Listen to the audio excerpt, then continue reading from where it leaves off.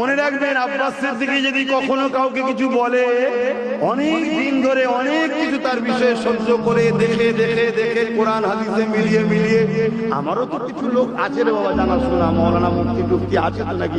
শুধু তোরাই মৌলানা মুফতি, আমাদের দিকে কেউ নেই?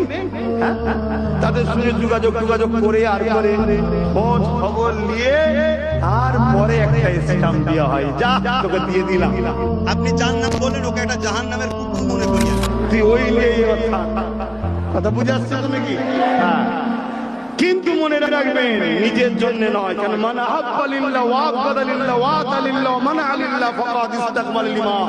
ভালোবাসতে হবে আল্লাহর জন্য, দুশমনি করতে হবে আল্লাহর জন্য, আত্মীয়তা করতে হবে আল্লাহর জন্য, বিচ্ছেদ হতে হবে আল্লাহর জন্য, নিজের জন্য নয়। নিজের জন্য লড়াই করাই হারাম, চলবে না।